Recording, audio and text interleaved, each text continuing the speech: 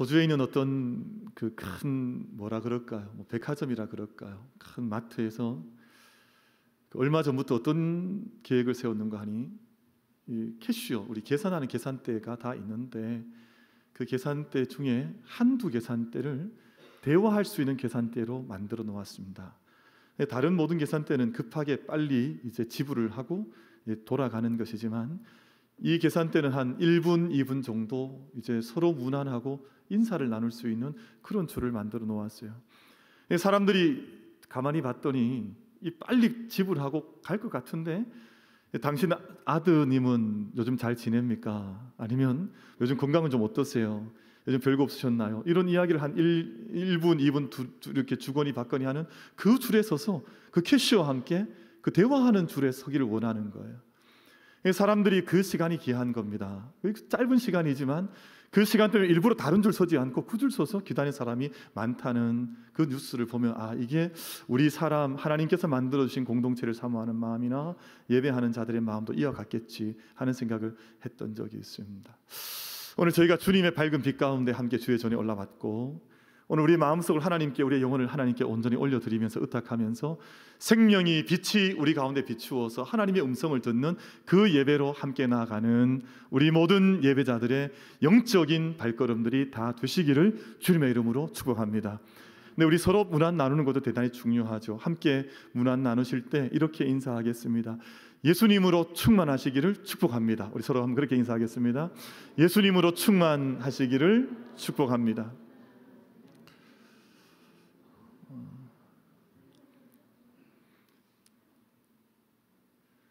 예수님으로 충만한 방법은 우린 세상에 때로는 금도 가고 때로는 뭐 깨어지기도 하고 많은 일들이 있지만 그 은혜의 바다 안에 나를 집어 던지면 나는 은혜의 바다 안에 안기는 것이지만 그 순간 내 안에 하나님의 은혜로 충만함을 덧입는 은총이 이루어지는 것이거든요.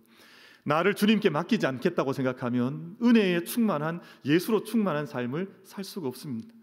그러나 내가 비록 깨어지고 내가 상처가 있고 내가 비록 부족함이 있다 할지라도 은혜의 주님 앞에, 예수님 앞에 나를 온전히 던져 넣으면 그 순간 나는 주님 앞에 잠겨지는 것이지만 주님의 은혜가 내 심령 가운데 충만하게 임하는 것이거든요.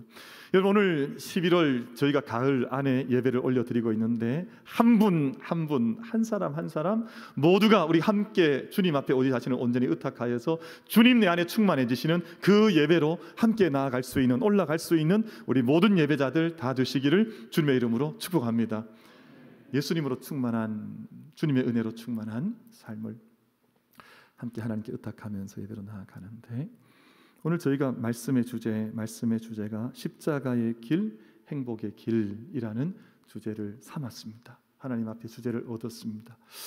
이 주제는 작게 생각하면 교회 앞에서 또 공동체 앞에서 어떤 사명을 맡은 일꾼들을 향한 1차적인 말씀이지만 크게 생각해보면, 큰 눈을 열어 생각해보면 우리 모든 사람은 하나님께 다 소명을 받고 사명을 받은 사람인데 나는 나에게 주신 십자가의 길을 행복한 길로 걸어가고 있는가 하는 모든 이에게 주신, 모든 예배자에게 주시는 하나님 말씀으로 이 말씀을 받고자 합니다.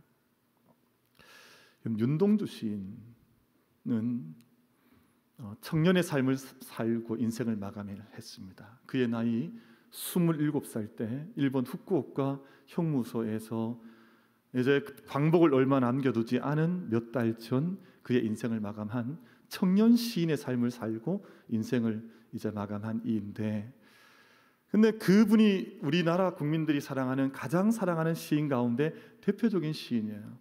우리도 그분을 직접 만나 본 적도 없고 또 그분의 사진을 우리는 사진을 통해서 그분의 얼굴을 보는 것이고 또 그분의 남겨진 유고 시집을 우리가 함께 읽으면서 그분을 알아가는 것이지만 한국인들이 참 많이 사랑하는 시인으로 윤동주 시인을 꼽습니다.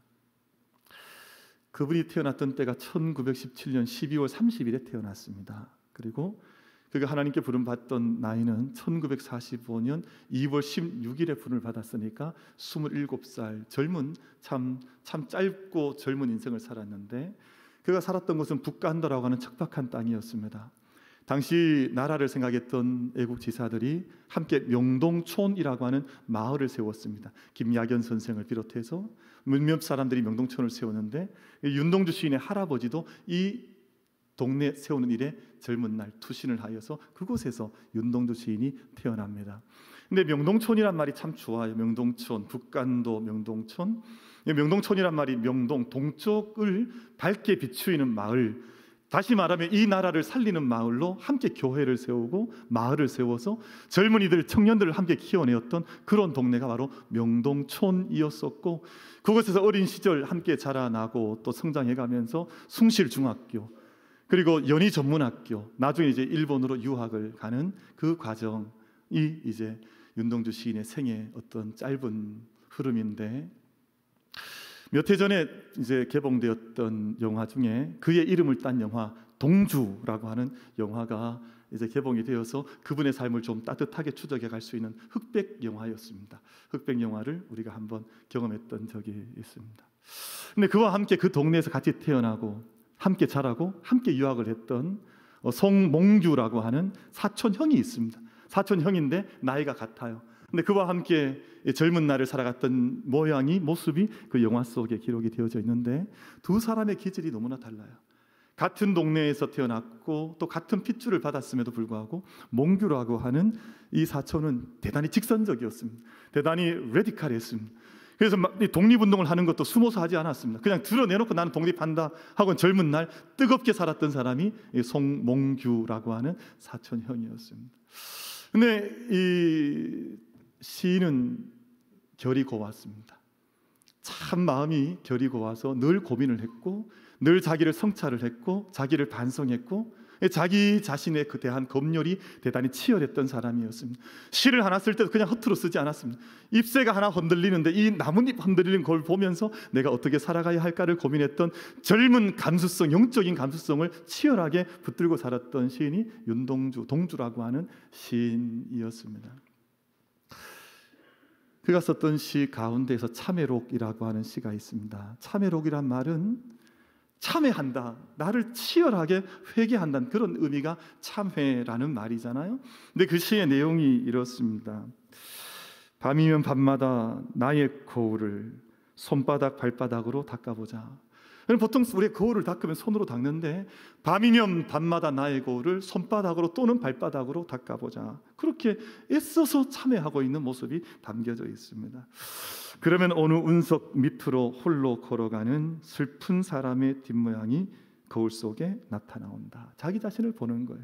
슬픈 운석 아래에서 자기 힘겹게 자기 인생의 문제를 실험하면서 걸어가는 한 청년의 모습을 스스로 발견하면서 그 길 앞에 홀로 외로이 걷는 한 시인의 모습을 나는 본다. 이것이 참회록의 말미에 나와 있는 시적인 노래입니다.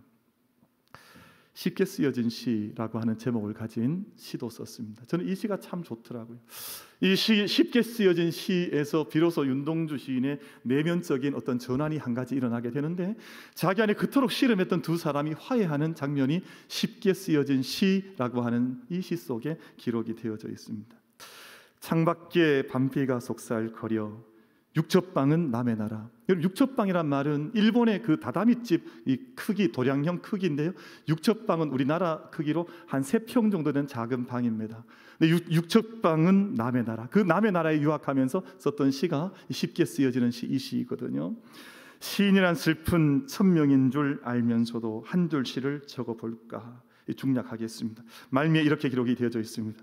인생은 살기 어렵다는데 시가 이렇게 쉽게 씌워진다는 것은 부끄러운 일이다. 육첩방은 남의 나라.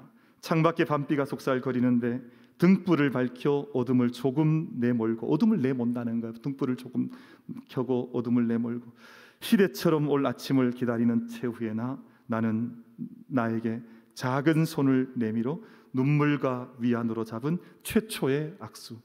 늘 자기 자신이 만족스럽지 않았던 거예요. 늘 지금 나라를 빼앗겨 있는데 유학 와 있는 자신도 만족스럽지가 않고 모든 것들이 자기가 불화하는데, 이 쉽게 쓰여진 시에서 비로소 자기 자신에 대한 연민을 느끼면서 자기의 손을 잡아주는 그 식기가 이 시 속에 담겨져 있으니까 기독교 신앙을 가지고 하나님 앞에 몸부림쳤던 한 젊은 청년이 얼마나 치열하게 자기 삶을 살았는가 하는 것을 이 시를 읽을 때마다 육첩방은 남의 나라, 세상 자기 나라가 아니에요. 근데 그 빼앗긴 자기 나라를 빼앗은 그 나라에 가서 서 있는 자기 자신을 비로소 불쌍히 여기고 끌어안아주는 한 시인의 모습이 이 시 속에 있으니까 이 시를 읽을 때마다 마음에 절절한 느낌이 다가오곤 합니다. 그런데 십자가라는 시가 있습니다. 십자가라는 윤동주 시인의 시인데 오늘 아마 교회당 앞을 지나다가 십자가를 높이 걸려있는 십자가를 봤던 것 같습니다. 근데 그 십자가에서 예수 그리스도를 발견하고 예수 그리스도 앞에 자기 자신을 세우는 그 자기 고백적인 시가 십자가라는 시입니다. 이렇게 기록이 되어져 있습니다.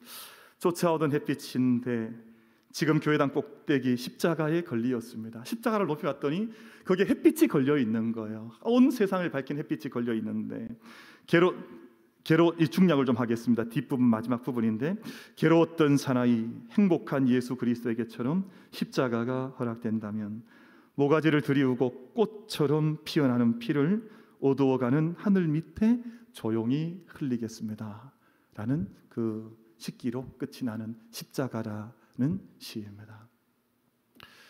그럼 십자가는 대단히 고통스러운 자리요, 사람이 겪어나갈 수 있는 육체적인 영적인 고통 가운데 가장 큰 고통의 자리가 십자가의 자리요, 사람들에게 침뱉음 당하는 자리요, 또 그곳에 생명을 바치 하는 자리이기 때문에 괴롭고 고통스러운 자리가 맞습니다.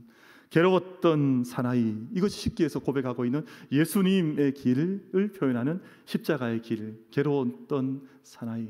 근데 그 뒤에 이어지는 글귀를 보면, 십기를 보면 대단히 이해할 수 없는 한 표현이 있습니다.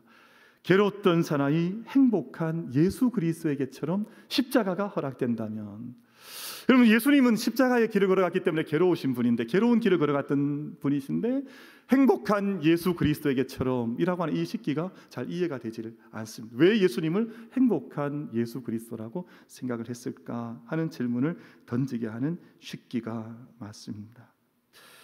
여러분 괴로웠던 사나이, 그 이어지는 행복한 예수 그리스도, 여러분 이 글귀를, 이 식기를 우리가 잘 헤아려 보는 1차적인 말씀 나눔을 이 시간 함께 가져보는 것입니다. 여러분 십자가는 하나님의 비전과 하나님의 꿈과 하나님의 모든 소망이 담겨져 있는 하나님의 목적이었습니다. 그럼 이것이 단지 로마의 어떤 처형 도구로 이해되는 것이 아니라 성경 말씀 우리가 전체를 다 함께 살펴보고 묵상을 해보면 십자가는 하나님의 목적이었고 하나님의 비전이었고 하나님의 소망이었고 하나님의 꿈이었습니다. 왜냐하면 이 십자가가 아니면 잃어버린 영혼을 찾을 길이 없는 거예요. 십자가 아니면 하나님의 사랑이 이 땅 가운데 흘러올 방법이 없는 거예요. 길이 딱 막혀 있는데, 여러분 우리가 작은 혈관 하나 막히면 생명이 죽듯이 하나님과 인간 사이의 모든 길이 막혀져 있을 때 이 길을 여는 그 통로의 길에 자리에 서 있었던 것이 바로 십자가였습니다. 근데 이것을 지는 것은 괴롭고 힘든 일이 많습니다. 그러나 이것은 하나님의 뜻을 이루는 일이요, 하나님의 비전이 성취되는 일이요, 하나님의 소망이 마침내 이루어지는 자리가 십자가라고 하는 자리이니까 이것이 비록 괴로웠던 사나이의 길이 맞지만 이것은 행복한 예수 그리스도를 만들어가는, 이 꿈 안에서 하나님의 뜻을 살펴가는 그 자리가 십자가이니까 행복한 예수 그리스도에게처럼 나에게도 십자가가 허락된다면 이라는 노래를 부른 것입니다. 저희들이 이 시간 함께 중요한 작업 한 가지를 하고자 합니다. 말씀 앞에 서서 무엇이냐 하면 십자가에 대한 이해를 좀 바꾸는 거예요. 십자가를 새롭게 묵상을 해보는 거예요.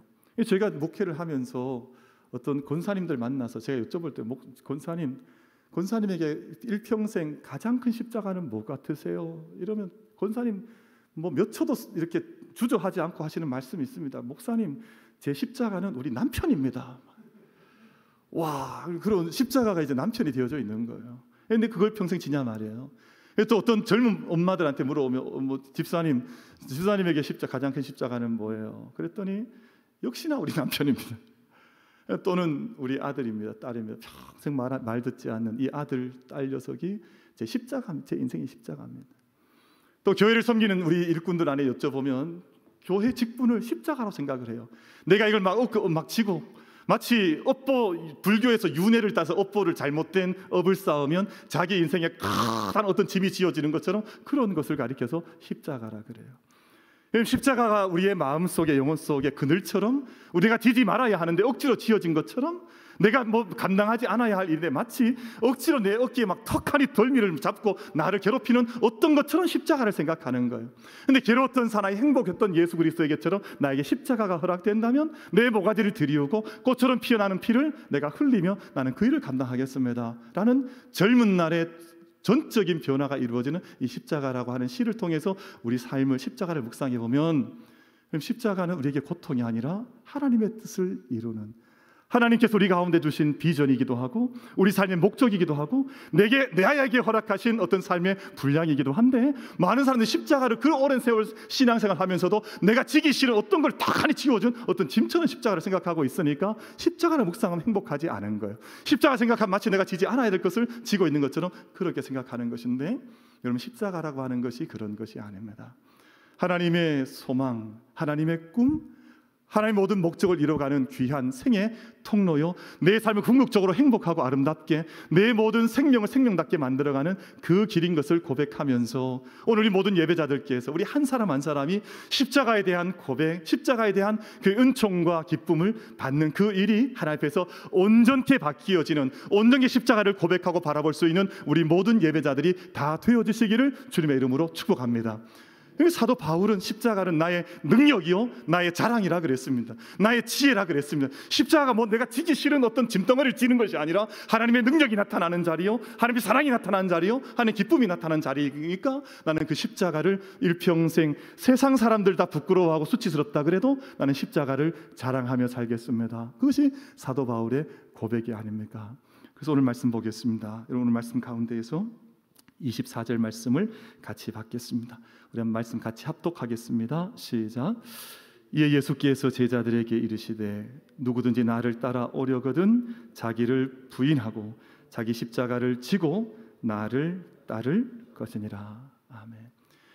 따라오지 않을 것 같으면 모르지만 만약 나를 따라오려거든, 예수님의 길을 따르지 않을 것 같으면 모르지만 예수님의 길을 정말 따라가려거든, 예수님 따라가지 않고 짐질 것 같은 모르지만 정말 예수님 닮아서 예수님과 함께 그 길을 가려거든 먼저 자기를 부인하고 자기 십자가를 지고 나를 따를 것이니라. 근데 저희가 마음에 아픈 것은요, 예수님 따르겠다고 직분도 받고 예수님 따르겠다고 믿음도 고백했는데 자기 부인하지 않고 자기 십자가 지지 않고 그냥 예수님 따른다고 말은 따른다고 하는데 정말 예수님 따르는 믿음의 생활인가 하는 것을 자문해 보면 우리 안에 참 여러 가지 많은 아픔들이나 생각이 올라오는 것을 우리가 부인할 수가 없죠. 그래서 오늘 말씀 가운데에서, 오늘 이 말씀 가운데에서 너희가 나를 따르겠느냐, 정말 예수님 따르겠느냐, 정말 예수님과 함께 걷겠느냐, 그러면 먼저 자기를 부인하라. 자기를 부인하고 자기에게 주어진 하나님의 목적을, 여러분 각자에게 주신 삶의 목적이 있거든요. 근데 그것을 이루면서 그 주님 앞에 십자가의 동행자가 되어야 되지 않겠느냐, 그 말씀하신 것입니다. 그럼 지금 저희가 아주 아름다운 계절을 지나고 있습니다. 가을을 지나고 있고, 아니 어디를 둘러봐도 아름답지 않은 곳이 없어요. 저는 우리 사택과 교회가 불과 뭐 5분 거리인데 이 짧은 5분 거리를 걸어와도 얼마나 탄성이 막 쏟아져 나오는지 몰라. 아니 온 세상이 어떻게 이렇게 아름답냔 말이에요. 그런데 나무를 통해서 온 세상 하나님께서 아름답게 하셨는데 가만히 나무를 보십시다. 여러분 나무는 여름이 지날 때에는 그 온 자기 온몸에 이제 가지를 뻗치고 잎을 피워서 위로부터 내려오는 모든 그 햇빛의 에너지를 하나라도 놓치지 않기 위해서 이 잎을 펼치는 것이거든요. 그래서 잎이 그렇게 많은 거예요. 잎이 왜 많냐 하면 자기의 생명을 위로부터 오는 빛을 얻기 위해서 잎을 펼치는 것이지 뭐 그냥 그 잎을 뭐 그냥 달아놓기 위해서 잎을 펼치는 것이 아니거든요. 근데 가을이 옵니다. 추위가 옵니다. 그러면 자기의 생존을 위해서 자기가 무엇을 해야 될 것인가를 나무도 아는 거예요. 무엇을 하냐면 이제는 가을, 겨울 동안 자기 안에 있는 모든 물을 머금고 있으면 나무는 겨울을 지나는 동안 터져서, 우리 동파이프에 물이 남아있으면 겨울을 지나는 동안 터져버리잖아요. 그러니까 나무도 그걸 아는 거예요. 그러니까 자기 안에 있는 모든 물을 끊어내기 시작합니다. 근데 그것이 어떻게 끊어내냐 하면 먼저 이제는 엽록소 광합성을 할 수 없으니까 나무 각 잎으로 올라가는 모든 물을 끊어버리면, 지금까지는 광합성을 하면서 엽록소가 가지고 있는 가장 푸른 빛이 잎을, 나무를 지배했지만 푸른 빛을 끊어내고 나면 푸른 빛이 사라지기 시작하면서 지금까지 나무 속에 있었지만, 잎 속에 있었지만 바라지 못했던 붉은색, 노란색, 다양한 색깔들이 나타나기 시작하면서 이제 아름다운 단풍이 되는 것입니다. 그럼 단풍은 우리 보기엔 대단히 아름답지만 대단히 아름답지 않습니까? 근데 사실은 생명의 신비 안에 들어가서 보면 나무가 자기 이 겨울을 지나기 위해서 자기의 모든 불필요한 것들을 버려내고 내년에 찬란한 봄을 준비하고 있는 시간이 바로 단풍의 시간입니다. 우리는 그냥 아름답다 해서 단풍을 구경하러 다니지만 나무의 입장에서 보면 지금 자기의 모든 것을 부인하고 자기의 모든 것을 끊어내면서 찬란한 생명의 봄을 맞이하기 위해서 자기 자신을 잘라내는 시간이거든요. 그럼 그 시간을 우리는 아름답다고 하는데 믿음의 사람들도 마찬가지입니다. 이 땅에 믿음의 삶을 살아갈 때 정말 아름다울 때는 언제냐면 자기의 모든 육체적인 정욕과 욕망들을 부인해 나가면서 참된 예수 그리스도를 우리 안에 구현해내기 위해서 그 길을 따라가기 위하여서 나의 자신을 부인해 나갈 때 그때 아름다움의 일이 일어나는 거예요. 여러분, 자기를 부인하지 못한 채 자기를 끊임없이 살려나가야 되겠다고 오늘 말씀에서 그런 말씀하는 것 아니에요.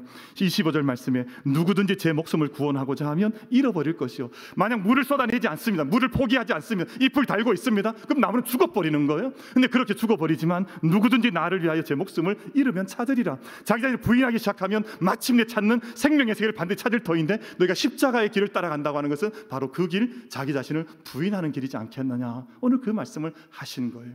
우리 만민의 모든 자란 예배자들이 정말 하나님 앞에 서서 내가 끊어내야 될 것이 무엇인지, 내가 부인할 것이 무엇인지 그런 일꾼이 되어지고 그런 믿음의 사람들이 되어져서 정말 주님 앞에 생명다운 아름다운 생명을 함께 펼쳐 보일 수 있는 그런 믿음의 사람들이 다 되어질 수 있게 되기를 주님의 이름으로 축복합니다.